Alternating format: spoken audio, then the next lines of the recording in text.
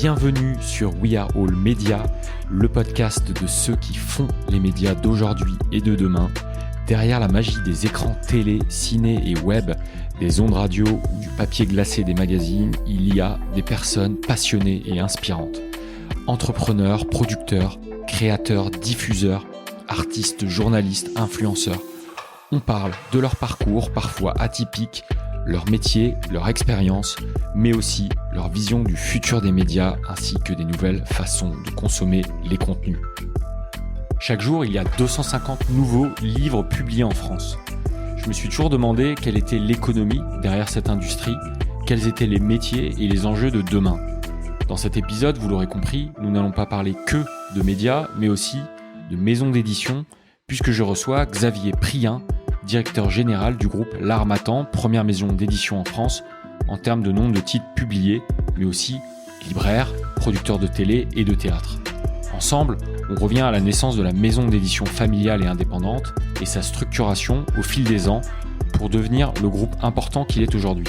On discute de la méthodologie atypique de l'Harmattan, investir les marchés de niche, proposer aux auteurs un fonctionnement participatif avec partage des risques et des revenus, intégrer toute la chaîne de valeur de la production à la distribution, le tout avec des coûts extrêmement maîtrisés. Enfin, on rentre dans les coulisses du métier d'éditeur et on explore le développement de nouvelles activités qui feront peut-être le futur du livre, comme par exemple le marché du livre d'occasion piloté par la data. Bonne écoute. Bonjour Xavier. Bonjour. Bienvenue sur We Are All Media et merci d'avoir accepté mon invitation. Pour cet épisode, on sort légèrement du monde des médias au sens large, puisqu'on va parler notamment de livres et d'édition de livres. Donc toi, Xavier, tu es directeur général du groupe L'Harmattan, qui est une maison d'édition indépendante, qui est aussi le plus grand éditeur français de livres par le nombre de titres publiés.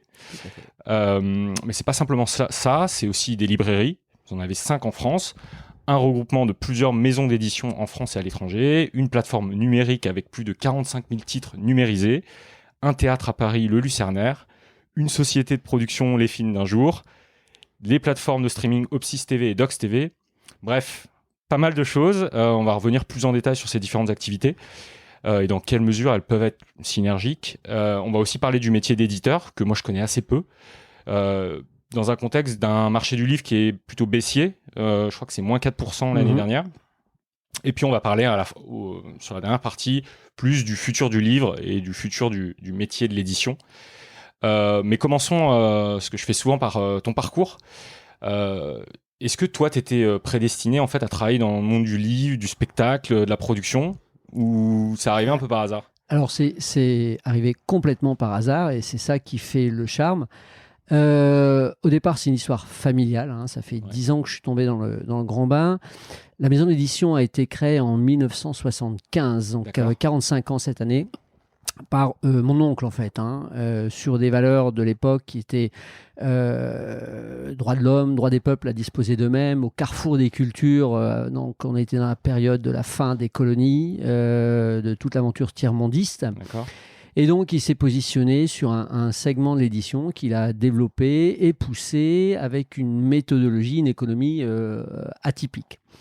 Et mon père, donc son grand frère, qui était dans le textile dans le Nord, on a une famille du Nord, au début de la crise, a vendu une entreprise familiale et est venu aider son frère. Voilà. Okay.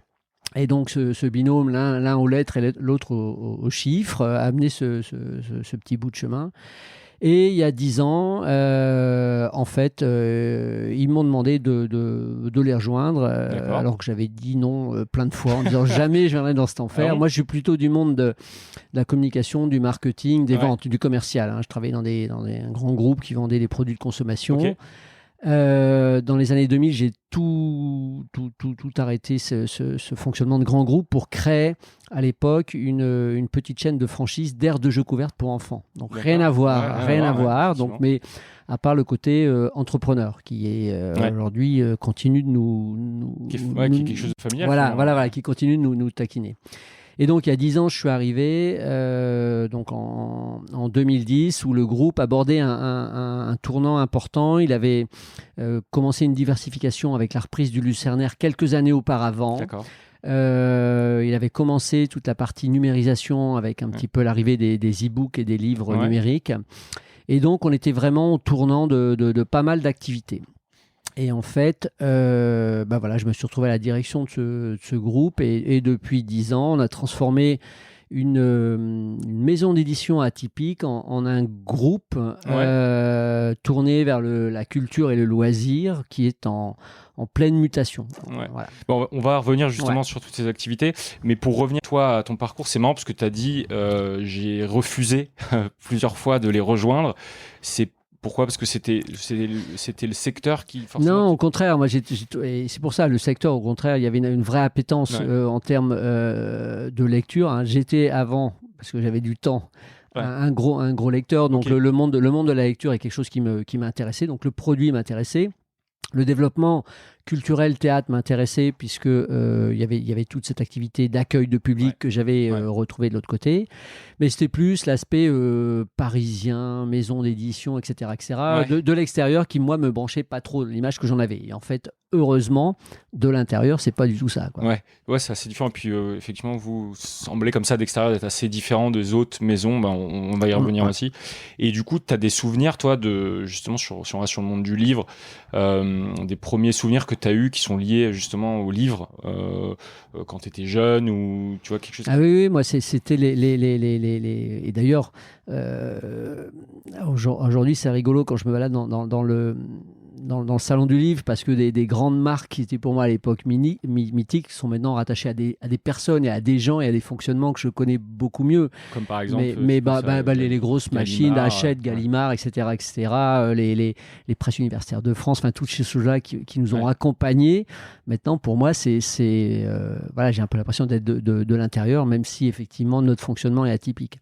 Et le livre, pour moi, c'était les Stephen King, ces éléments-là. Donc j'en suis. Le roman d'abord. Voilà, exactement. Mais c'est marrant parce que de l'extérieur, moi je vois ça, comme tu dis, ça m'a l'air d'être je sais pas si c'est propre au livre, mais ça a l'air d'être quelque chose de très familial. Hachette, Gallimard, j'ai l'impression que c'est un peu des dynasties comme ça. Alors, il y a longtemps eu, aujourd'hui, c'est effectivement, tout le secteur de l'édition s'est construit sur des relations quasi familiales et quasi de mini-empires qui sont quand même progressivement avec le temps en train d'être regroupés en d'immenses groupes, puisque le marché il est quand même à 70 ou 60% dirigé par 3 entités, quand on a Hachette, Editis et Média Participation, effectivement, on a plus de 60-70% du marché qui est concentré. Et après, c'est éclaté dans presque 4000 éditeurs, quoi. Et les 200 premiers font 90 ou 95%. Donc, on a quand même ce phénomène. Alors, il reste pas mal de maisons un peu familiales, mais il y a quand même... La mondialisation est passée par là, quoi. Ok. Et donc, si on revient justement à l'époque où tu as décidé de reprendre, donc avant tu avais créé une société, c'est ça ? Oui, on avait créé donc une aire de jeu, un petit groupe, puisqu'on avait à un moment donné 6 aires de jeu Kidsy, ça s'appelait. Donc on accueillait les enfants dans un grand hangar avec des jeux comme chez McDo, mais pour 200 ou 300 personnes. Et en fait, ça, c'était vraiment le goût d'entreprendre. À l'époque, j'avais des petits-enfants. J'ai découvert le concept en Belgique. Je suis rentré dans ce truc-là. Il y avait du bruit, il y avait des enfants partout. Et je me dis, pourquoi ça n'existe pas en France ? Et en 2000, on a créé quasiment les premières structures comme ça. Aujourd'hui, il y en a 300 en France. D'accord. Voilà. Et il y a 10 ans, quand Denis m'a dit, j'ai fait pendant 3 ans les allers-retours, etc., à un moment donné, c'était évident que je ne pourrais pas faire les deux, quoi. Ouais. Donc tu as lâché du coup ton... Exactement, pour me concentrer entièrement sur ce métier, sur ces métiers. Donc quand tu es arrivé, tu connaissais un peu parce que tu baignais dans la... Voilà, famille, exactement. Voilà. Donc tu as dû tout de suite rentrer dedans. C'était quoi les premières choses que tu as faites quand Alors paradoxalement, j'ai commencé par le Lucernaire, qui à l'époque... qui à l'époque avait besoin urgemment d'organisation et de fonctionnement dans la partie accueil et restauration. C'était bizarrement deux choses que je faisais dans un autre contexte avec l'ancienne structure. D'accord, le lien il est là. Et donc ça a été la clé d'entrée, et puis progressivement, ça a commencé quasiment en 2008-2009, ça a été une journée par jour, puis après 2 jours, après j'ai avancé sur la partie des livres numériques où on a pris de l'avance à cette époque-là, et puis voilà, et puis au bout d'un an et demi, c'était évident que il n'y avait pas de demi-chemin, quoi. Ouais, il fallait mettre le pied dedans. Voilà. Et sur le théâtre, du coup, tu as commencé par la partie accueil-restauration, et la partie, parce qu'après il y a la partie théâtre en soi. Ça, c'était géré au début indépendamment ou... Alors oui, quand le groupe a repris le Lucernaire au milieu des années 2000, le Lucernaire était quasi mort. C'est-à-dire que à l'époque, l'activité devait faire aux alentours des 800 000 euros pour 600 000 euros de subvention. L'ancien propriétaire, le Guy Hochet, se mettait en grève de la faim dès que la ville de Paris menaçait d'arrêter les subventions. Donc à un moment donné, il y a eu c'était plus possible, et donc le Lucernaire a été mis en vente. Et les repreneurs voulaient en faire soit un parking, soit à 3 niveaux de restauration, des choses comme ça, et il y a eu qu'une personne assez folle pour le récupérer à l'époque en l'état, puisque la ville disait ok, vous reprenez, mais j'arrête tout de suite les subventions. Ça a été Denis. Donc, et donc on a appliqué au Lucernaire la méthodologie de la maison d'édition, c'est-à-dire réussir à n'exister que par sa propre activité pour ne dépendre de pas de subventions ou de choses comme ça, avoir un fonctionnement très participatif à l'époque avec les compagnies, on y va tous et on essaye de sauver la baraque, quoi. Donc quand tu dis participatif, c'est-à-dire les compagnies qui venaient jouer? Elles étaient, on a mis un mode de répartition de bénéfices, c'est-à-dire qu'on n'était plus dans ces parkings financiers. On est sur un contrat de co-réalisation, de coproduction, où on partage les revenus. C'est-à-dire on perd ensemble, on gagne ensemble. C'est encore le cas aujourd'hui? C'est totalement encore le cas. Ok, donc après tu arrives vraiment dans la partie maison d'édition. C'était donc il y a 10 ans, c'est ça? Il y a 10 ans, c'était quoi à ce moment-là l'enjeu? Quelle était la situation du groupe, et c'était quoi les enjeux? Alors les enjeux, paradoxalement, c'est une époque où ça fonctionnait vraiment côté édition. Côté Lucernaire, il y avait des gros chantiers qui ont vite porté leurs fruits en termes de programmation, en termes d'organisation, en termes de nombre de spectacles. Donc le Lucernaire, paradoxalement, est sorti assez vite de l'ornière pour y replonger en 2015 et pour en ressortir après, mais ça c'est la vie, donc c'est la vie.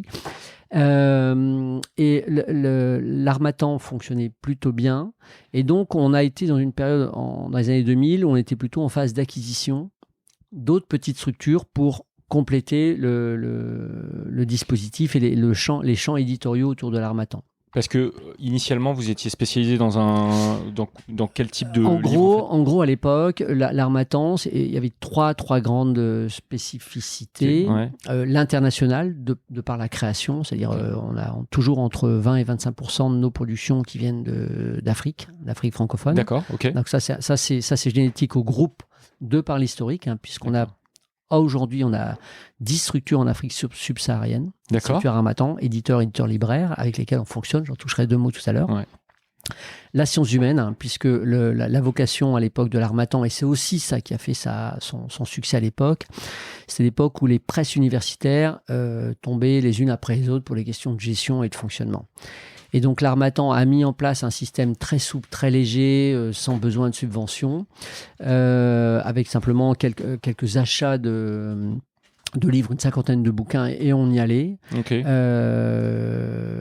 Et donc les sciences humaines ont vite représenté plus de la moitié de l'activité. Quand tu dis sciences humaines, tu penses... C'est très large, c'est la philo, de l'histoire, des sciences politiques, de l'économie, de la géographie, voilà, tout ce qui est sciences humaines au sens large. Et donc là, les gens qui écrivent ce type de livre, c'est des universitaires, mais pas que. Alors, à l'époque, c'était beaucoup d'universitaires. Et aujourd'hui, on a encore un positionnement important. On l'a fait, là, on vient de faire un concours scientifique avec presque une centaine de manuscrits reçus auprès d'universitaires sur des champs universitaires.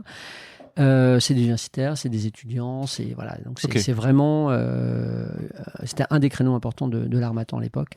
Et il y avait une petite partie déjà sur la littérature, hein, souvent du premier roman, souvent un peu de la poésie, du théâtre. Et on en parle. Et ce qui est, alors, moi je suis pas spécialiste du marché, mais j'ai cru voir que justement c'était les romans en fait qui étaient dans les livres types de livres les plus vendus, et du coup vous c'était à l'époque c'était un peu l'inverse, c'était ce qui était le moins représenté alors, dans votre cas. C'est pareil, hein, c'est un peu c'est un peu comme dans le cinéma, hein, c'est un peu le piège, parce qu'on voit il y a un vrai phénomène de blockbusterisation en littérature comme comme dans le cinéma, mais en fait l'écart entre les grosses ventes et les petites ventes continue d'augmenter. Donc il y a les grosses machines que tout le monde voit et qui sont soutenues à coup de marketing. En gros, hein, c'est des campagnes de pub à la hauteur de films de cinéma. Et après, à l'inverse, la littérature, c'est ce qu'il y a de plus difficile à vendre, parce qu'aujourd'hui, aller demander à un libraire de mettre en stock un roman d'un auteur pas connu. Aujourd'hui, il y a 65 000 nouveautés tous les ans en France, dans le monde du livre. C'est incroyable. Et là-dedans, il y a à peu près 25 000 romans. Ok. Donc tout le boulot qu'on fait, nous, quand on accompagne des romans, c'est langage de vérité, en disant personne ne vous attend. Si vous faites plus de 100 ventes, plus de 150 ventes, c'est déjà pas mal. Et après, donc voilà, donc sous l'apparente réussite ou succès, en fait, on assiste quand même à un gros écart entre les ventes. Et donc là, à ce moment-là, vous dites on va se diversifier, donc on va racheter d'autres, on va en tout cas intégrer d'autres structures. Comment ça se passe en fait? Tu vas voir des maisons mais c'est ça qui est dingue avec le monde d'édition. Il y a tellement de création et de disparition, hein, dans ce milieu-là, qu'en fait, les choses se font presque naturellement. C'est-à-dire qu'aujourd'hui, et 10 ans après, c'est encore le cas, on a souvent agrégé des petites structures qui sont en phase avec notre politique éditoriale et la façon de bosser. Très souvent, le créateur, on le récupère et il devient responsable de sa marque, mais il ne fait plus que de l'édito. Alors que quand il était dans sa maison d'édition, il faisait des colis, il faisait les déclarations, ça arrivait, machin, et il ne faisait pas son vrai boulot d'éditeur. Et ces gens-là, en général, ont vraiment une vraie valeur ajoutée éditoriale, ils ont des vrais réseaux. Et dans une petite dizaine de marques qu'on a repris ces dernières années, on est vraiment dans ce schéma-là. Hein, donc, conserver le créateur, sauf s'il atteint par la limite d'âge et qu'il a envie de partir ailleurs. Mais voilà, on a encore des gens qui sont parfaitement maintenant dans leur rôle éditorial. On s'occupe de tout le reste, la fabrication, l'impression, la distribution. Et leur seul boulot, qui est non négligeable, qui est clé, c'est d'être en amont et de sortir et d'accompagner les auteurs. Ouais, bon, on va revenir après sur ce métier d'éditeur qui est effectivement assez peu connu, j'ai l'impression. Et donc, par exemple, en société que vous avez racheté, soit au début, soit récemment, une marque. Alors, c'est des marques qui peuvent être donc plutôt sciences humaines en général. Hein, c'est Michelon, c'est Terraed, c'est SPM, c'est Indigo côté femmes. Voilà. Donc, en général, nous, on est sur des petites structures qui produisent 20-30 titres par an, mais qui sont en général sur des niches. On a, dans l'ensemble du groupe, on en reparlera tout à l'heure, on a vraiment... On reste des petits et des moyens, et donc on a vocation à travailler sur les niches. On va pas aller en frontal contre des beaucoup plus gros et beaucoup plus forts que nous. Non, mais il y a pas mal de parallèles à faire effectivement avec le monde plus classique du ciné, par exemple, où effectivement... quand on voit arriver des Netflix, ça sert à rien de venir en face. Voilà, exactement. C'est ça. Je veux dire, on va pas aller se bagarrer avec Hachette. Au contraire, on est très bien avec eux et chacun, voilà, dans ce qu'il sait bien faire. Ok, et donc voilà, pendant ces années, donc les premières choses que vous faites durant ces 10 années, c'est effectivement agréger dans la stratégie, faire de la croissance externe un peu. Il y a d'autres choses que toi t'insuffles qui n'avaient pas forcément été fait par non, après, en fait, j'ai très vite été pris à la gorge parce que je suis rentré dans de l'opérationnel. J'ai mis beaucoup de temps avant de réussir à me positionner comme j'ai réussi à le faire depuis ces 2 dernières années, à un vrai pilotage. D'accord ? Parce qu'il y avait plusieurs éléments. Il y avait donc l'organisation structure par structure, la transmission. parce que une entreprise qui a été pilotée comme l'avait été le groupe par Denis pendant 35 ans dans une méthodo qui a fait ses preuves, à un moment donné, il faut réussir à transférer ça en gardant ce qu'on sait faire, en gardant l'ADN et puis en bougeant certains curseurs, puisqu'il n'y a pas de secret. Donc en fait, on va dire les 3 premières années, ça a été on ouvre, on accueille, voilà. Ouais. Après on se dit on va quand même regarder un peu nos métiers pour s'organiser, métier par métier. Et là, depuis 3 ans, on est vraiment dans une logique d'organisation de groupe. D'accord. Voilà. Donc vraiment, c'est vraiment ça les trois grandes trois époques, c'est ça. C'est on y va à fond, on organise, on tente d'organiser les métiers, on s'adapte parce que énormément de révolutions, même techniques ou technologiques dans tous ces métiers, que ce soit même au Lucernaire, même contrairement à ce qu'on peut croire, ça a bougé énormément dans le monde de l'édition et puis dans les autres métiers du groupe. Ok. Donc, si on reprenait un peu sur ces 10 dernières années, tu as quelque chose qui t'a paru particulièrement compliqué ou c'était quoi pour toi la plus grosse barrière de chemin? Les deux plus gros, non pas difficulté parce que c'est pas comme ça que je les qualifierais, mais ça a été de pouvoir récupérer la maîtrise, l'organisation, la direction du groupe, qui était un groupe qui gagnait de l'argent quand les autres en perdaient. Ouais. Donc c'est toujours plus dur de récupérer un truc qui est profitable.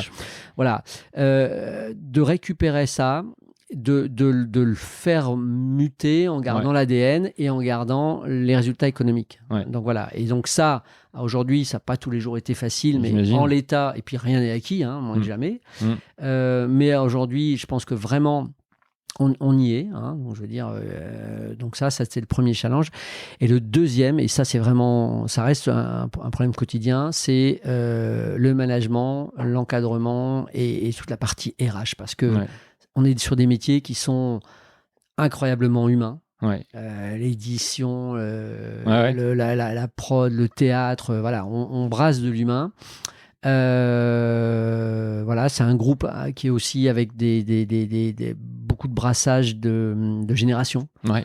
On a des anciens qui restent et qu'on a envie de garder. On a des jeunes qui arrivent. On a et ça fait un joyeux brassage. On n'est pas une start-up où voilà. Tout le monde est aligné avec les.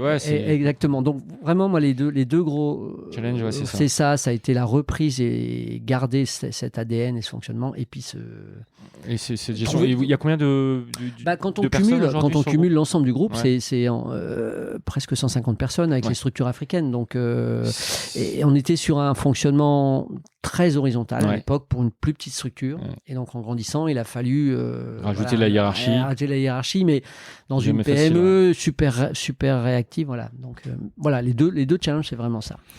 Ok, super intéressant. Et du coup, là, vous êtes, là, on le disait un peu, tu l'évoquais au début, vous êtes une structure avec un fonctionnement un peu atypique. Complètement. Tu peux un peu expliquer ne serait-ce que pour reprendre le modèle appliqué par l'Harmattan, qui peut se dupliquer un petit peu au Lucernaire et dans notre fonctionnement. C'est-à-dire que on a beaucoup de petites choses qui nous génèrent des petits gains qui au global nous permettent d'exister. L'Harmattan, tu l'as dit tout à l'heure, c'est premier éditeur en nombre de titres, qui est encore là, cette semaine, ça a encore été confirmé devant Hachette. Ça, c'est juste rigolo pour nous et on en est bien entre nous avec Hachette, donc pas de souci. En fait, ce qui se passe, c'est qu'un éditeur classique, pour accepter un ouvrage, va voir le manuscrit, va dire est-ce que je vais être capable d'en vendre 1500, 2000, 2500, 5000. Donc il fait à chaque fois des paris costauds, compliqués sur des titres dont il n'a pas cette certitude. Le raisonnement de l'Harmattan depuis toujours, il est inverse. C'est-à-dire si ce bouquin est bon éditorialement, même si j'ai 50 ou 100 lecteurs mondiaux, il faut que j'y aille. Le critère économique pour une parution à l'Harmattan n'existe pas. Super, quand on a dit ça, c'est bien, mais derrière, qu'est-ce qu'on fait ? Derrière, il y a deux critères incontournables. Il faut qu'on soit à fond avec l'auteur. C'est-à-dire que l'auteur doit nous aider à avoir le coût de revient le plus bas du livre qui nous permet d'en vendre par rapport à son potentiel. Ok. Et deuxièmement, il faut qu'on arrive à en produire beaucoup. D'où cette organisation qui fait que on travaille avec l'auteur en amont, à la fabrication. On a des équipes super rodées qui sont capables de produire beaucoup, de plus en plus qualitativement. En plus, c'est ça qui est chouette. C'est-à-dire que autant à un moment, on a pu reprocher des faiblesses techniques à l'Harmattan parce qu'on produisait pour produire. Autant, moi, je défie beaucoup de monde aujourd'hui de nous dire que nos livres sont moins bien que les autres. Donc, on a énormément bossé en interne sur la façon de bien faire un livre vite avec l'auteur. Ça, c'est le premier. Deuxièmement, il nous accompagne en promotion pour pousser son livre là où il veut. Et on est complètement intégré. On est nous-mêmes notre diffuseur-distributeur. C'est-à-dire qu'on a intégré toute la chaîne de valeur. Toute la chaîne qui nous permet de ne pas lâcher un point de marge, là où les éditeurs classiques doivent lâcher des points, et c'est normal à leurs diffuseurs-distributeurs. On a complètement révolutionné, comme on a dit, petit tirage, depuis des années, et on le peaufine encore, notre process d'impression. C'est-à-dire qu'aujourd'hui, on fait des premiers tirages très faibles, 50 ou 80 exemplaires, et tous les jours, on réimprime 500, 600, 700 titres qui peuvent être réimprimés à l'unité.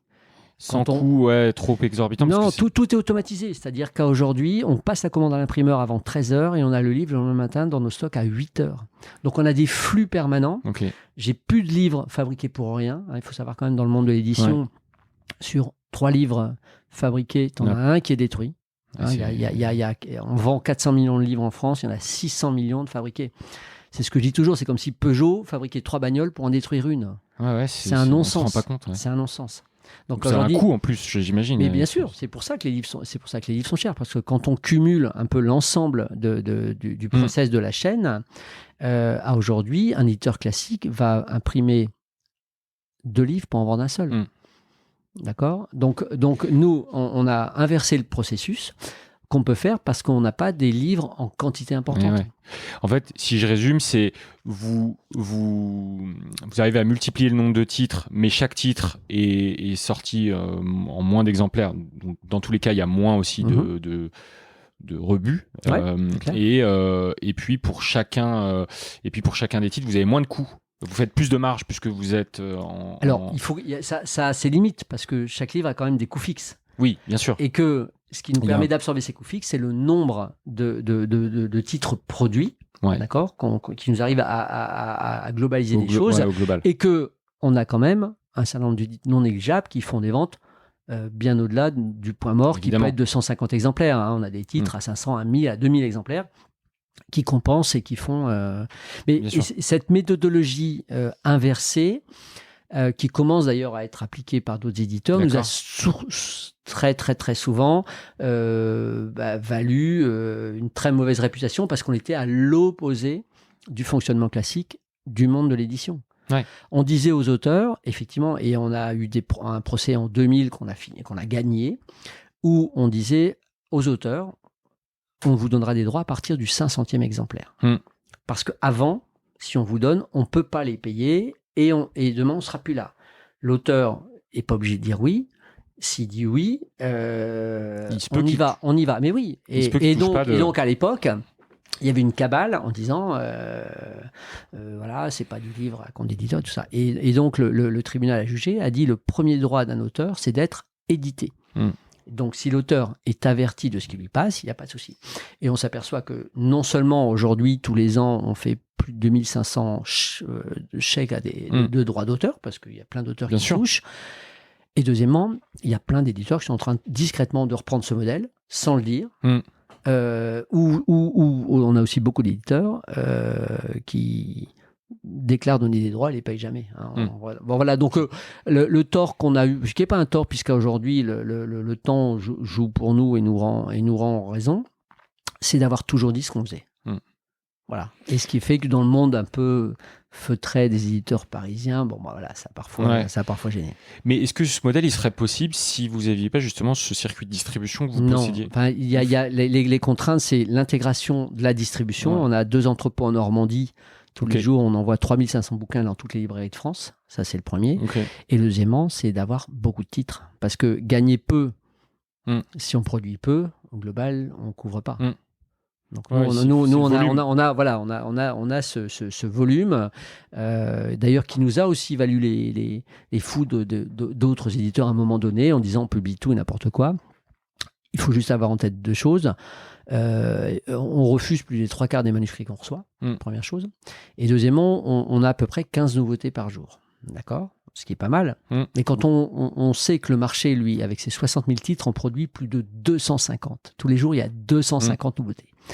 C'est pas les 3 ou 4 de l'Harmattan en plus ou en moins qui vont changer quelque chose dans l'offre du marché. Voilà. Donc, voilà. Aujourd'hui, je pense que c'est vraiment ces débats sont derrière nous. On est clair, on est clean, on a un fonctionnement qui est transparent.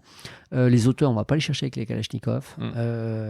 Donc si ils acceptent les termes. Il n'y a pas de problème. Et au global, vraiment, en plus, on a parfois une mission d'utilité publique parce qu'on a permis à beaucoup d'auteurs d'avoir un bouquin qui existe et d'avoir une carrière derrière, que ce soit, en fait, souvent, les livres, c'est aussi des cartes de visite.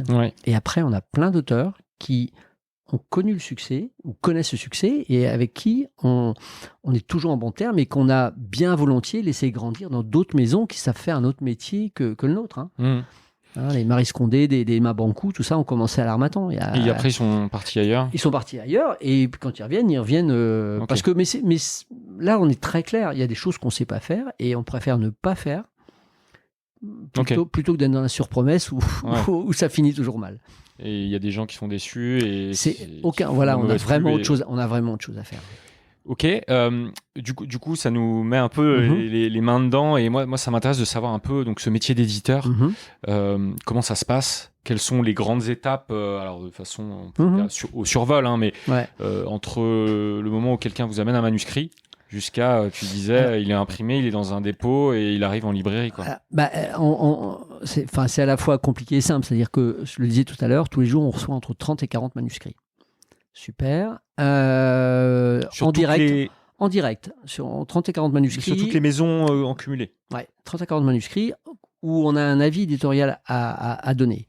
Et à côté de ça, on a à peu près 300 directeurs de collection qui sont répartis, qui sont des universitaires, des professionnels, des spécialistes de certains domaines, qui parfois publient chez nous 1 ou 2 livres par an, parfois 10, 15 ou 20. Qui nous amène des manuscrits pré-imprimés en complément, ce qui nous permet de... Parce que là, vous avez plus ce travail d'éditeur à ce moment-là, puisqu'il a été fait. Okay. Exactement. Vous faites confiance dans ce cas-là à Oui, voilà. C'est le directeur de collection qu'on connaît bien, qui est le sachant et qui le signe et s'engage. Donc voilà, on n'a pas de... Oui, on a une confiance contrôlée. On sait à qui on donne Et on a en interne une équipe de lecteurs, littérature, sciences humaines, qui donnent des go-no-go ou qui dispatchent certains manuscrits dans des directeurs de collection. Voilà. Une fois que le manuscrit... Et donc, c'est là où je dis on refuse à peu près les 3/4 de ce qu'on reçoit. D'accord. Il y a des manuscrits où c'est très facile de dire oui, des manuscrits où c'est très facile de dire non. Et il y a toute une zone grise où respect à nos lecteurs parce que c'est compliqué, surtout en littérature. Voilà, parce que là aussi, on fait abstraction du potentiel de lecture, du potentiel de vente quand on lit. C'est bon ou c'est pas bon. Voilà, donc c'est jamais un critère. Là c'est clair. C'est quoi le critère alors à ce moment-là ? C'est la qualité du sujet traité, la qualité de l'intrigue quand c'est de la littérature, de l'écriture. Ah oui, parce que pour bien comprendre, il y a effectivement l'aspect commercial qui chez nous n'existe pas. Mais dans certaines maisons d'édition, c'est la clé. C'est-à-dire, on va regarder est-ce que c'est une thématique qui plaît. C'est la clé, bien sûr. Est-ce que l'écriture va Ils sont condamnés à être sûrs que le livre se vende suffisamment. C'est-à-dire qu'ils n'ont pas le droit, comme nous, de prendre un traité qui traite de la récolte du miel en Haute-Malaisie au XIIe siècle. Parce qu'on va vendre 50. Voilà. Nous, s'il est bien, il faut qu'on l'ait. Et ce qui fait aujourd'hui, on a un fonds de 50 000 titres disponibles, et on a toujours des bouquins des années 80-90 qui continuent de se vendre. Ouais. Parce que les thématiques sont... Ouais, non, mais c'est intéressant de se dire qu'effectivement, il y a des niveaux de lecture différents en fonction des sociétés, c'est comme tout, et que vous, effectivement, vous décorrélez la qualité et le potentiel commercial. C'est exactement ça. D'accord. Donc, une fois que vous avez... Donc, une fois que le manuscrit est OK, on se cale avec l'auteur. Et l'auteur rentre dans une phase de fabrication de l'ouvrage. On a une dizaine de fabricants. Donc, fabricant, c'est celui qui va prendre le texte brut, le fichier brut de l'auteur, et qui va bosser avec lui pour en faire un fichier prêt à partir chez l'imprimeur. Intérieur, couverture, voilà. Donc là, on a donc une dizaine de personnes qui sont dédiées à la fabrication et qui donc tous les mois produisent à peu près chacun 25 titres, 25 livres. Okay. D'accord, puisque au global, on produit par mois à peu près 250 livres. Et alors, juste, je reviens peut-être sur l'étape avant, c'est qu'il y a une étape, le métier d'éditeur, moi, de la façon dont je voyais, c'est qu'il y a quelqu'un, effectivement, qui relit, qui fait des retours. C'est ça. C'est cette période-là. C'est ce que j'appelle la fabrication. Ah, parce que, fabrication, c'est on prend le texte validé par l'éditeur et on le met au format livre, on le corrige avec l'auteur. Par exemple, pourquoi aujourd'hui on est capable d'avoir un point mort plus bas que d'autres? Les autres éditeurs peuvent parfois s'engager, ils s'engagent parfois à leurs frais à faire tout le boulot de correction. Le boulot de correction, c'est quelque chose qui coûte extrêmement cher. Correction grammaticale et autres, orthographique, etc. C'est quelque chose qui coûte extrêmement cher. Ça varie suivant ça peut vite nous emmener sur 500, 1000, 1500 euros par rapport à un gros texte. Ce qui oblige les éditeurs qui prennent ça en charge à en vendre beaucoup. Parce que sinon, ils ne couvrent pas leurs frais. Le fonctionnement de l'Harmattan, il est plus simple. C'est-à-dire qu'on a des méthodes de test sur 10 pages ou sur 20 pages et on voit si ça passe ou si ça passe pas. Si ça passe pas, on renvoie l'auteur en disant « Cher auteur, il faut refaire un tour, demander à votre entourage, refaites relire, etc. Si ça passe, on fait un deuxième test plus pointu pour être sûr que ça passe. Et voilà. Et après, si vraiment on est coincé, il y a deux possibilités. Soit on rentre sur un critère plus commercial et on se dit « Allez, on joue le jeu et on y va, nous, à nos frais parce qu'on y croit. À nos frais parce que voilà, on va retomber sur nos pattes. » Ou alors, on lui dit, on vous propose un forfait, et là, on sous-traite, on prend pas de marge. Et nous, le but, c'est que le livre existe. Donc, c'est pas sur le process entre deux qu'on peut trouver parfois dans certaines maisons d'édition ou maisons à compte d'auteur, là, cette fois-ci, où il faut marger à chaque étape. Nous, le but, c'est que le livre sorte. Justement, réduire les coûts à chaque étape du process pour que le livre sorte. Mais on est transparent. Voilà. Ok, donc après cette phase-là, ça part. Donc tout est automatisé, l'envoi chez l'imprimeur. Donc c'est vraiment une base où on dépose les fichiers qui sont traités. Les livres arrivent en Normandie le lendemain ou le surlendemain. Et de là après, l'équipe de promotion qui est composée de chargés de promotion, c'est-à-dire de gens spécialisés dans des champs. Histoire, roman. Par thématique, donc. Par thématique, on a 8 personnes là-haut qui, tous les matins, voient arriver les nouveautés, se les répartissent et appellent l'auteur en disant « Cher auteur, votre bouquin est paru, qu'est-ce qu'on fait ?» Et donc, à chaque livre, il y a un process d'accompagnement de promotion, bien sûr, plus ou moins poussé suivant les titres. Il y a des titres où on perd pas de temps parce qu'il n'y a pas de temps à perdre. La petite production de poésie qu'on a, on sait qu'il n'y a rien à faire, c'est le réseau de l'auteur. Enfin, voilà. Donc là aussi, c'est du sur-mesure comme en fabrication.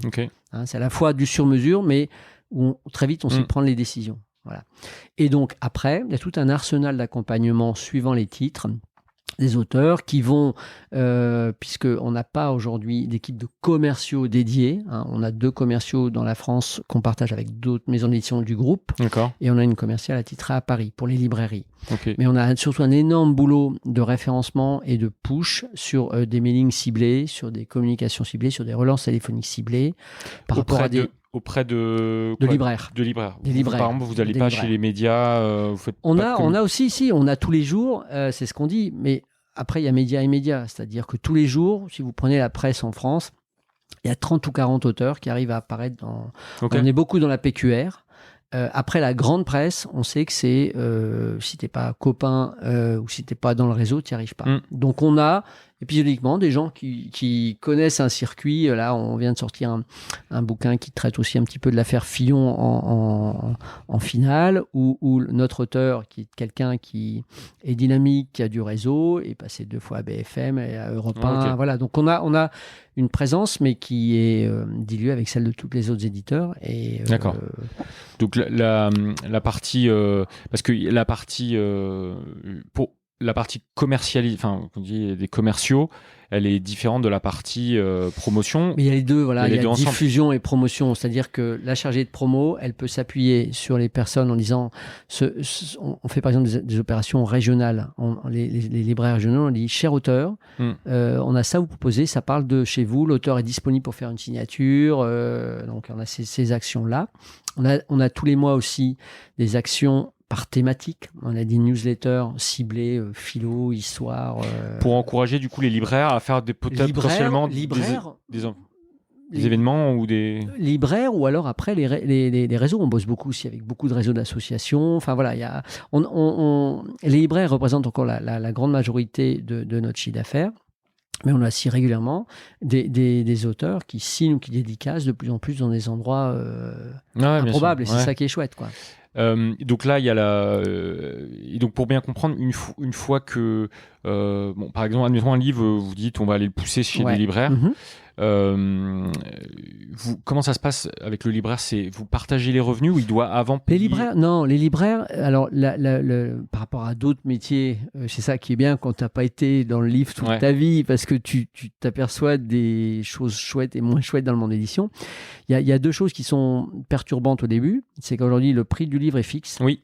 J'ai vu ça. Ouais. Donc, quand tu as un métier normal, tu es à 2 à te battre pour essayer d'avoir un marché, tu te bats avec les armes que tu as. Là, ton livre, il est unique par définition. Alors, quand on dit le prix est unique, c'est-à-dire que quel que soit le support, en fait, si tu vas aller le vendre... Non, quel que soit le client, il doit le vendre au même prix. Ouais. Le vendre. Par contre, tu peux mettre le prix que tu veux sur ton livre. Non ? Tu peux mettre le prix que tu veux sur ton livre, bien entendu. Mais par contre, après, effectivement, s'il est vendu, mais tu as une économie quand même qui fait que tu peux pas mettre à 30 € un livre de 100 pages. Non. Tu vois, après, tu as les lois de marché. Si tu as acheté un livre 20 €, tu peux être sûr que jamais tu le retrouveras ailleurs, quelque part, à 10 €. Alors, il y a 2 choses importantes à savoir. C'est que la seule latitude, c'est 5%. Qui est autorisé pour... voilà. Et qu'après, mais on en parlera après, il y a le marché du livre d'occasion qui est en train d'exploser. D'accord. Ok. Donc ça, en occasion, tu as le droit de le vendre à un prix différent. L'occasion, c'est plus l'éditeur qui le vend. L'éditeur a plus la main. L'éditeur ne peut vendre que du neuf. Il a la deuxième spécificité, c'est le taux de TVA. C'est le prix unique. Non, alors le taux de TVA qui est à 5,5, mais donc ça, c'est le prix unique. Et c'est surtout, c'est le droit de retour des libraires. D'accord. C'est-à-dire qu'un libraire a le droit de te retourner tout ce qu'il a acheté. En théorie, il a 1 an ou 2 ans, mais dans la réalité, il a le temps qu'il veut, puisque tu fais du commerce avec lui. Et donc, ce que tu as vendu à un libraire, il peut te le revendre. Il peut te le rendre à tout moment. Mais tu dois le racheter. Et bien sûr. Ce qui fait qu'aujourd'hui, pourquoi c'est aussi compliqué pour les éditeurs classiques? Parce que la stratégie du push, d'en mettre partout, d'accord, s'il n'est pas vendu, tu peux avoir des taux de retour qui vont jusqu'à 40-50%. Donc, t'imagines, tu dis, allez, ce bouquin-là, je vais en vendre 3000. Donc, tu sais que si tu en vends 3000 au final, tu es obligé d'en mettre au moins 4000 dans les librairies. Si tu en imprimes 4000, tu es obligé d'en imprimer 5000. Donc, tu en imprimes 5000 en l'espoir de vendre 3000. Donc, déjà, tu as imprimé. Et si ça ne marche pas, c'est pas 3000 que tu vas vendre, c'est peut-être 1000. Et là, tu as des taux de retour. Enfin, tu vois, c'est pour ça que le jeu des gros éditeurs, des éditeurs classiques, des éditeurs moyens est très compliqué. Les gros éditeurs, ils ont des machines. Une machine commerciale, donc ils poussent. Quand tu es entre eux, les tout petits et les très gros, que tu es moyen, on l'a vu quand on a repris une marque qui s'appelait Michalon qui jouait entre les deux, c'est super compliqué parce que tu dois en vendre 1500. Des fois, tu arrives à en mettre 1500, mais enfin, voilà. Donc c'est des métiers, et même nous, avec nos petits tirages, on a donc des taux de retour qui n'ont rien à voir avec les grosses machines, mais on évite à 10-15% de taux de retour des libraires quand ils font du ménage dans leur rayon ou quand... Et vous en faites quoi de ces livres-là ? Ah ben, alors, soit ils sont, en général, c'est le cas, remis sur le marché. Ok, Parce qu'ils n'ont jamais été. à un autre Parce qu'ils libraire. ils n'ont pas été vendus. Donc, ou soit quand ils nous reviennent dans un état trop déplorable, on ne peut pas en faire grand-chose. Ouais. Donc, voilà. Ok, Mais- c'est marrant. Enfin, c'est marrant. Donc ça, voilà, c'est assez particulier, effectivement, mais complètement. c'est lié au modèle physique aussi du livre qui fait que. C'est voilà. Ils Et puis peuvent il y a pas une se telle permettre de offre. les garder. Mais non, il y a une telle offre. Voilà, et c'est aussi ce qu'on explique aux auteurs, parce que les auteurs, donc on est, je pense, l'un des seuls éditeurs à mettre en ligne. Chaque auteur chez nous a un compte où il peut se connecter, où il voit les ventes quotidiennement, Ok.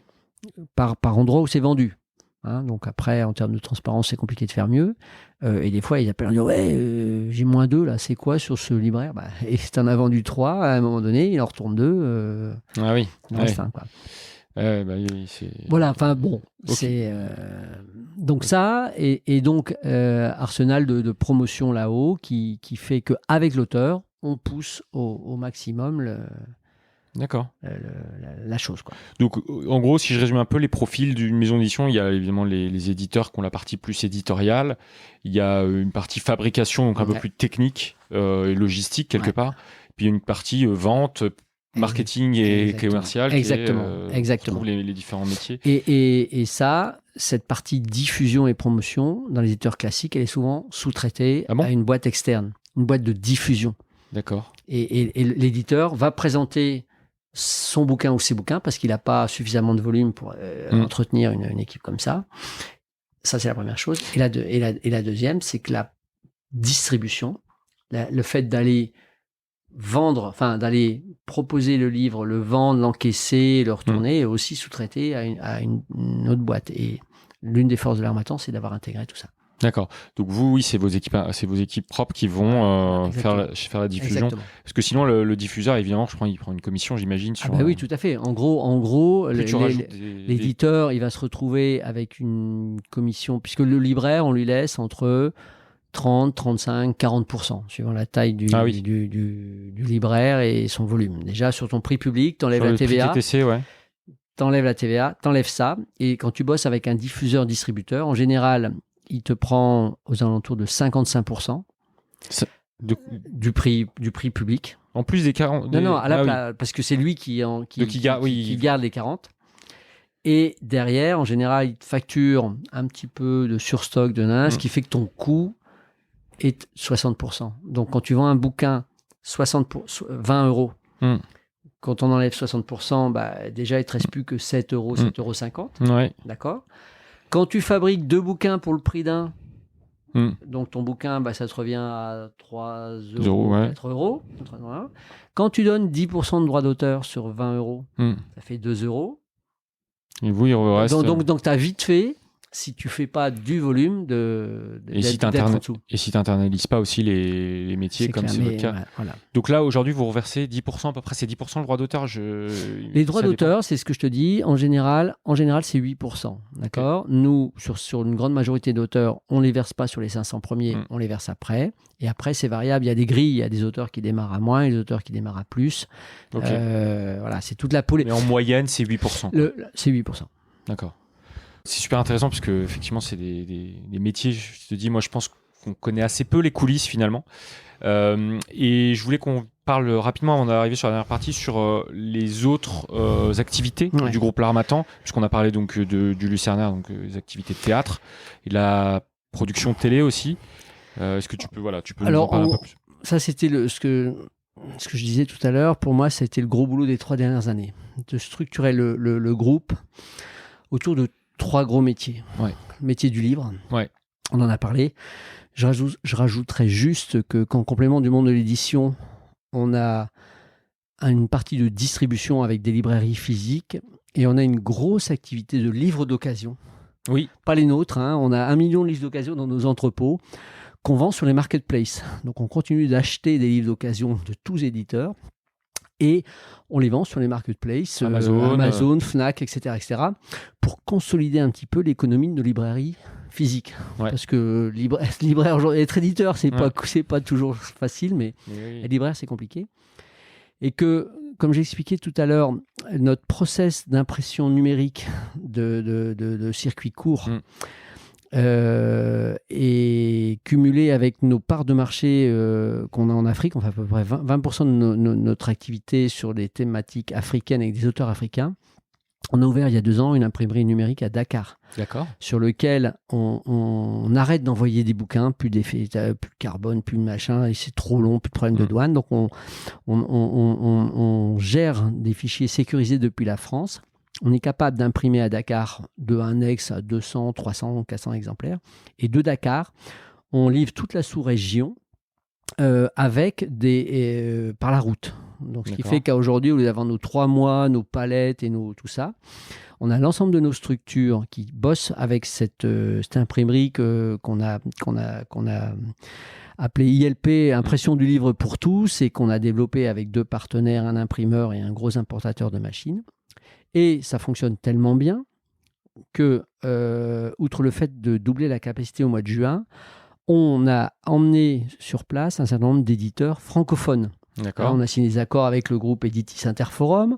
On est en train de signer des accords avec Erol. On va travailler avec les PUF qui vont imprimer les besoins locaux sur l'imprimerie de Dakar. Donc ça, c'est un des projets. En fait, on devient de vos concurrents, quoi. Exactement. Ok, intéressant. Donc ça, voilà, c'est une activité en plus, ouais. C'est une activité en plus qui est dans le métier du livre. Et pareil, juste un mot pour parler du livre d'occasion. C'est un métier complémentaire à celui qu'on fait, qui en quelques années est passé d'un métier traditionnel et classique, on achetait un livre, on regardait si c'était beau et on essayait de le vendre, à un métier de la data. D'accord. C'est-à-dire qu'aujourd'hui, un peu comme dans beaucoup de métiers, le livre d'occasion est en train d'être trusté par des gens qui manipulent des datas, qui vont à vérifier avec l'ISBN derrière le AN, est-ce que ce livre a un potentiel pour être vendu. Il va aller récupérer les prix de vente actuels d'occasion sur les marketplaces et il va éliminer énormément de livres à la reprise. Il va optimiser son prix de vente pour avoir une chance de... Enfin voilà, donc c'est un marché donc c'est incroyable et qui nous questionne et nous oblige à avancer. Donc on a développé un certain nombre d'outils et on discute avec un certain nombre de futurs potentiels partenaires pour avoir une place sur ce marché. D'accord. Mais comme quoi, donc même dans le livre, autour du monde de l'édition, on s'est dit bon, l'éditeur, ça va nous occuper suffisamment longtemps. On a donc développé cette unité d'impression qui est destinée à être dupliqué. C'est pas des grosses unités, mais on bosse sur un projet au Maroc, on bosse sur un projet en Côte d'Ivoire, on bosse sur un projet au Cameroun pour localement imprimer petitement, rapidement, sans coût de transport, sans délai. Donc ça c'est un nouveau métier puisqu'on parle. Quand on parle du présent avec nous, on parle vite du futur. Voilà. Ouais, c'est ça. Et même chose pour les livres d'occasion. Parce qu'il y a quelques années, on voyait une tendance baissière au marché de l'occasion. On se dit, voilà, on va produire toujours plus de livres neufs. Et en fait, on a assisté à un double phénomène, c'est-à-dire qu'il y a un phénomène prix. Les deux gros secteurs qui poussent dans le livre, c'est le livre de poche et le livre d'occasion. Ouais. Prix, pas de secret. Et quand on l'a vu tout à l'heure, qu'un livre est cher parce qu'il y a plein de coûts qui font que le livre neuf est cher quand on en produit plus pour en vendre moins. Donc voilà, c'est 2 métiers dans le monde de l'édition. Le monde du livre... Non, mais je pense que c'est super intéressant de se positionner sur l'occasion parce que là, déjà, ça va dans les tendances actuelles de pas jeter, de récupérer. Et deuxièmement, moi, j'ai vu une startup là qui vendait des baskets d'occasion. Et il y a même des trucs un peu exclusifs, premium, jamais vus, etc., qui sont vendus à des prix pas possibles. Et j'imagine que dans le livre, ça doit être un peu pareil. C'est-à-dire qu'il doit y avoir même des ouvrages un peu rares. Tout ce qui est bibliophilie prend une deuxième vie. Et puis, c'est surtout, je pense qu'on s'inscrit dans quelque chose qui est une source complémentaire de revenus pour nos métiers traditionnels. Moi, je raisonne aussi beaucoup en termes de relais de croissance. Où est-ce que je vais aller chercher la croissance demain Le marché du livre, j'ai pas de visibilité. Et donc, le marché de l'impression, ça me permet d'avoir des appros et des marchés, parce que quand même, l'Afrique, c'est 500 millions de francophones en 2030.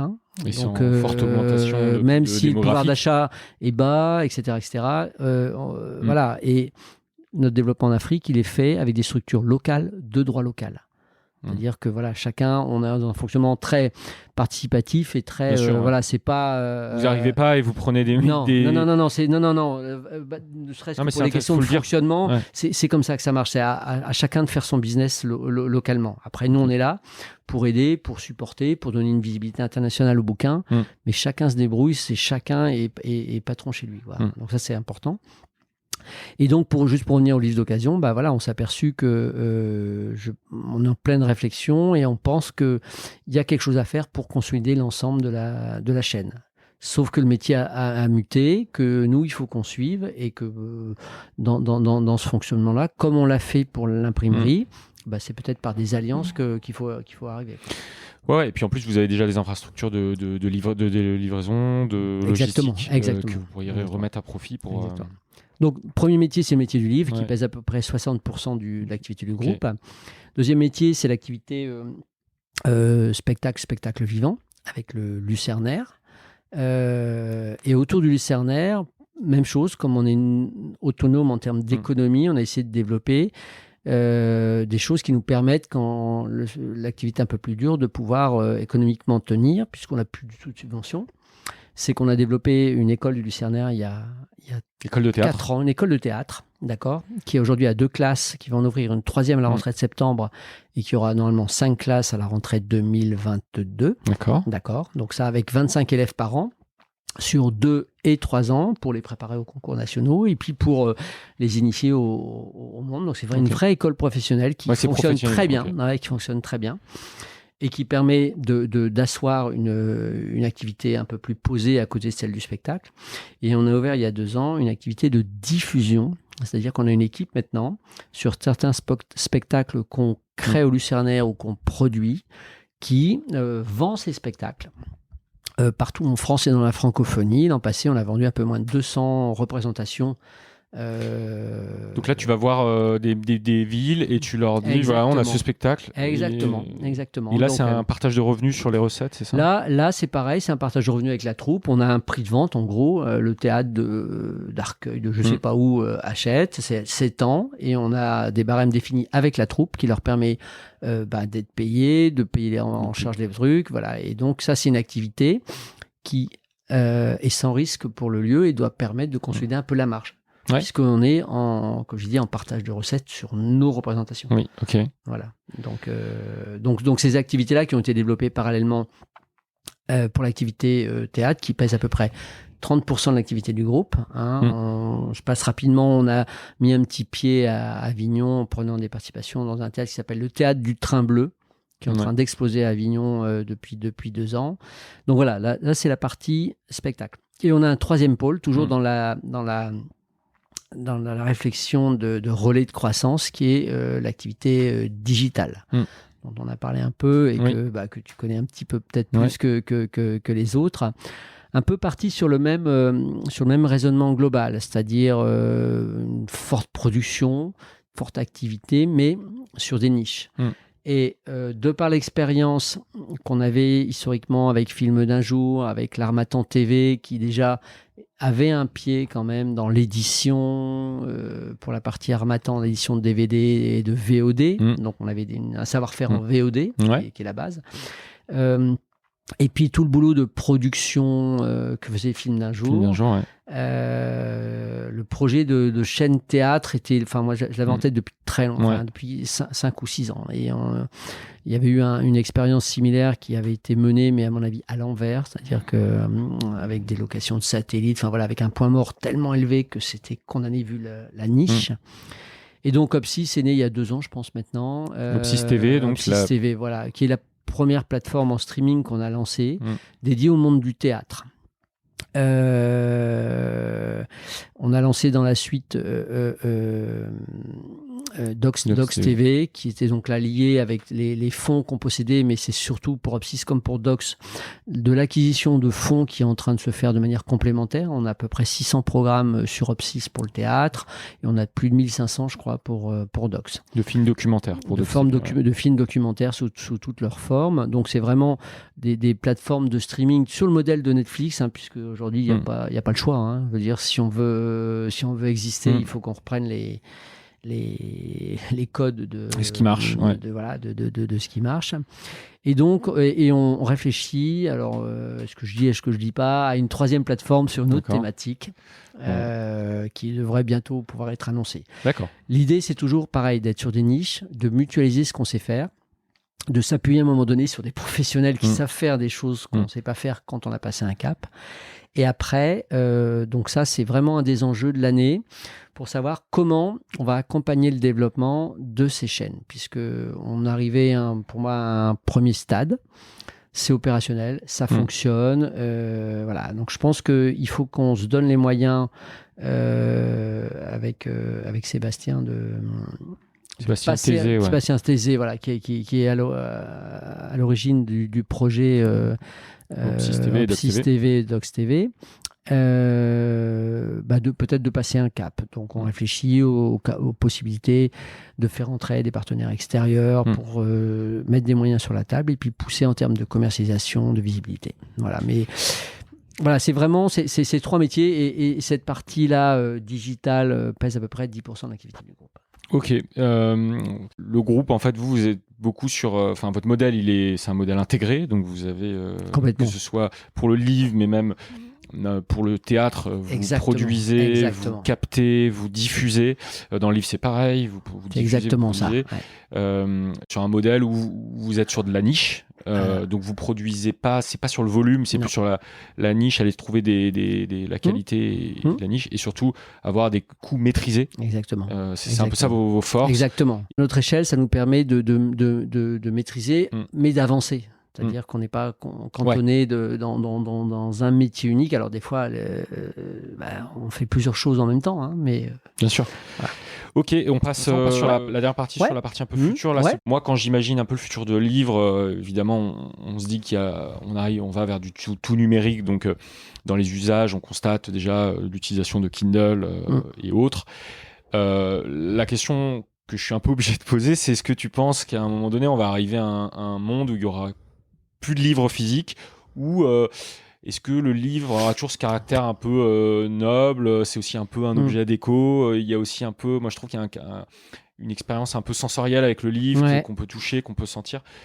C'est quoi toi ton avis c'est compliqué à mon avis. On est sur on a eu tous dans le monde de l'édition beaucoup de questionnements, un moment où le monde du cinéma a basculé, le monde du DVD, le monde du CD, le monde de la musique, tout ça a basculé en numérique. Aujourd'hui il n'y a plus photo.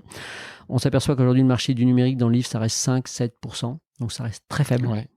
Ça reste très très faible, qu'il y a cette appétence, que le marché, tu vois, les marchés de l'occasion qui se redéveloppent, c'est bien qu'il y a quelque chose. Pour moi, le vrai futur du livre, c'est pas papier ou numérique, hein, c'est quel temps tu vas demain pouvoir consacrer à lire quelque chose. C'est la bataille de l'attention de la... Parce qu'on est déjà... Parce que le livre, forcément, c'est sur une autre temporalité que tout le reste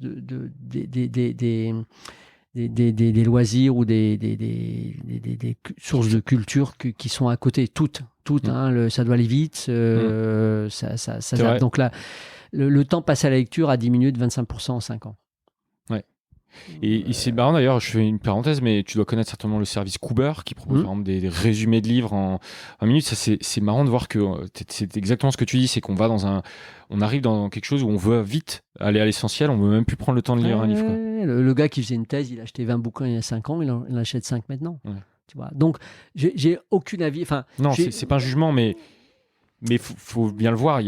C'est aussi pour ça qu'aujourd'hui, moi, l'avenir du monde du livre, je le mets pas papier contre numérique. Ça sera pas ça. Ça sera je lis ou je lis pas. Je lis ou je lis autre chose et je lis autrement.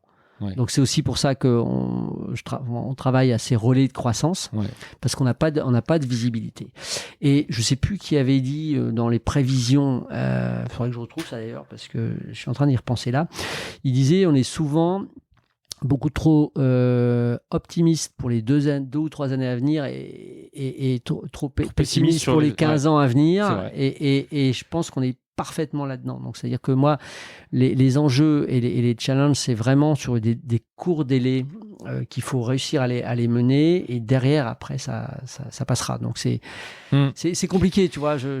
Non, mais c'est dur. Et d'ailleurs, sur le numérique, là, pour moi, en fait, la réflexion, je te rejoins un peu, elle n'est pas papier versus numérique, elle est pas fond.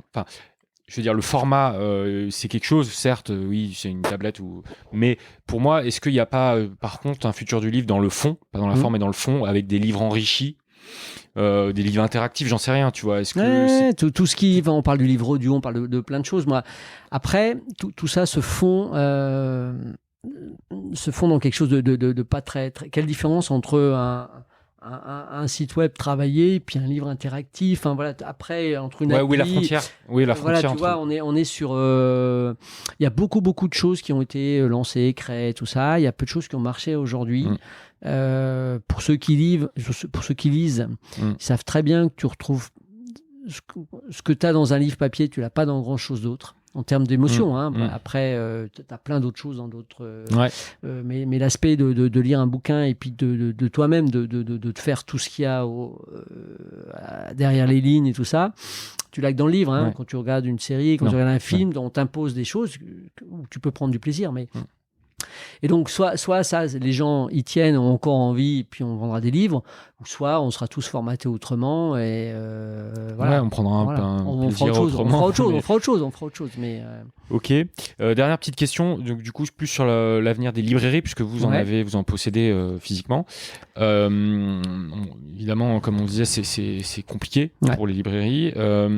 Est-ce que pour toi, elles vont continuer à s'adapter, évoluer, ou est-ce qu'elles vont muter, proposer par exemple plus d'événementiels, d'expériences? C'est lié aussi aux consommateurs, c'est-à-dire qu'il faut s'adapter à l'envie, aux besoins du consommateur. Si les gens ont toujours envie de lire, il n'y a rien aujourd'hui qui remplace le fait de fureter dans les rayons d'une librairie et de découvrir des trucs. Même une balade sur Fnac.com ou Amazon. Donc soit les gens ont encore envie de découvrir ça, soit les libraires sont en mesure encore de proposer des choses comme ça. Et ça continuera. Sinon, ça sera compliqué aussi. Mais aujourd'hui, il y a un petit mouvement de résistance de la part des consommateurs. Où on a envie de retrouver du lien, du physique ou des choses comme ça, quoi. Donc, moi, je suis assez d'accord. J'ai l'impression qu'on revient à ce côté expérience et lien émotionnel. Mais bon. Après, au libraire de faire son boulot aussi. Le libraire de faire son boulot et le consommateur d'avoir envie de découvrir. Et ça, on verra aussi. On doit voir beaucoup de choses.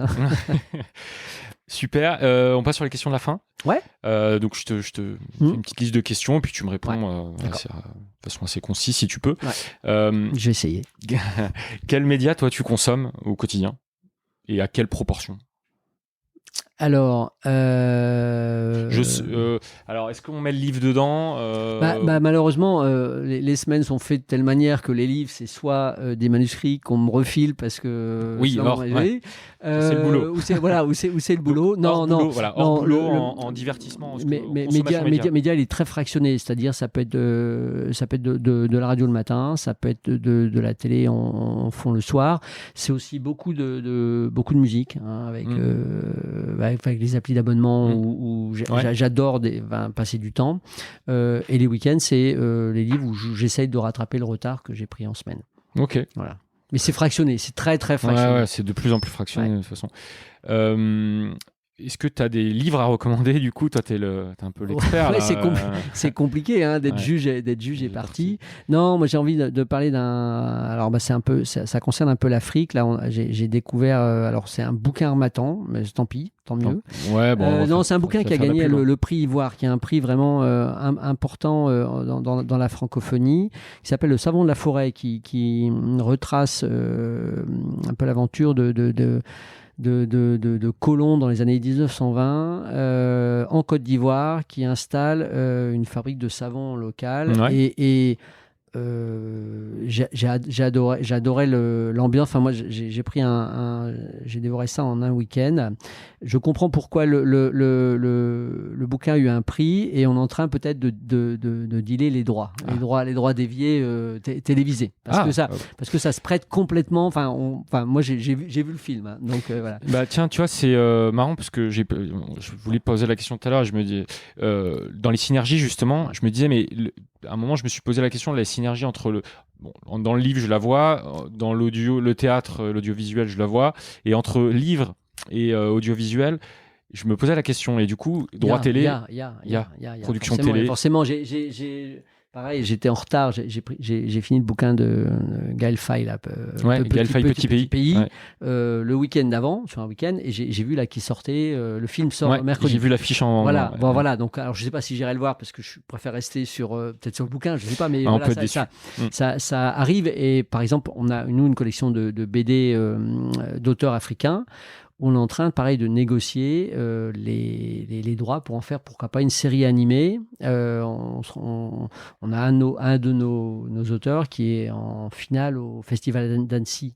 D'animation là, au mois de juin. Donc voilà. Voilà, tout est lié. Non, mais tu vois, voilà, c'est ça. Nous, rien n'est fait au hasard, mais je trouve ça cool. Et du coup, juste, alors, si on veut acheter ce livre, est-ce qu'on peut l'acheter sur l'Harmattan, bien sûr, sur le site internet de l'Harmattan? Bien sûr. Je mettrai le savon de la forêt, voilà, d'Isabelle Rocher. Je mettrai le lien. J'ai une petite question régulière sur la productivité. Je demande souvent aux gens, c'est beaucoup d'activités, c'est ton cas, très différentes. Comment tu t'organises la journée? Est-ce que sur tes différentes activités, tu as des créneaux, par exemple? Est-ce que tu utilises des outils? Non, je pense que je commence à arriver à un âge très avancé. Donc, j'ai testé plein de méthodes d'organisation du temps, de trucs comme ça, parce qu'en plus, j'adore ça. Non, je pense qu'aujourd'hui, j'ai une vraie bonne organisation sur des outils classiques, les agendas Google partagés, sur des trucs comme Evernote ou des logiciels d'organisation. Et je mixe un certain nombre d'événements rythmés, hebdo-mensuels, mais pas trop. Et après, des agendas remplis à 2 ou 3 semaines relativement bien. Et je suis surtout bien secondé dans mon organisation. Voilà. Donc, voilà. Parfait. Avant-dernière question, est-ce que tu as un mentor ou peut-être une personnalité que tu admires, pas forcément que tu as rencontré, mais qui t'inspire ou quelqu'un Non, mais ça, il y a que les très très vieux. Non, mais je suis un joueur de tennis qui est pas mauvais, que je continue à faire des compétitions et tout ça. Et alors ça va ressembler aux hommes de Cro-Magnon, ce que je dis là, mais un gars à l'époque qui m'avait vraiment marqué, c'est Jimmy Connors, dans sa gagne, dans son mental et tout ça. Et je pense que voilà, donc ça. Non, mais ça ne parlera qu'aux plus anciens, mais voilà. Donc, tout le monde connaît au moins deux noms. Donc c'est vraiment pour moi le symbole du battant, du gars qui lâche jamais. Et voilà. Donc. Super. Et pour finir, les personnes qui écouteraient ce podcast et qui ont pourquoi pas un projet de livre ou un projet média au sens large, est-ce que tu aurais un conseil à leur donner pour se lancer ou pour aller poursuivre leurs rêves? Continuez de rêver en écrivant. Voilà, faites-vous plaisir. Ce qui doit arriver arrivera. Et si ça n'arrive pas, c'est que ça ne devait pas arriver. Donc voilà, pas de pression. Faites-vous plaisir en écrivant et puis les choses se feront si elles doivent se faire. Impeccable. Merci beaucoup, Xavier. Écoute, merci à toi. À très bientôt. À très bientôt. Merci d'avoir écouté. Si ça vous a plu, n'oubliez pas de vous abonner sur vos sites de podcast préférés et surtout de mettre une note, 5 étoiles de préférence, dans la section notes et avis d'Apple Podcast. C'est ce qui m'aide vraiment à faire découvrir We Are All Media. Bien sûr, vous pouvez contribuer aussi en envoyant ce podcast à vos proches. C'est grâce à vous et au bouche à oreille que nous pourrons développer ce format. À la semaine prochaine.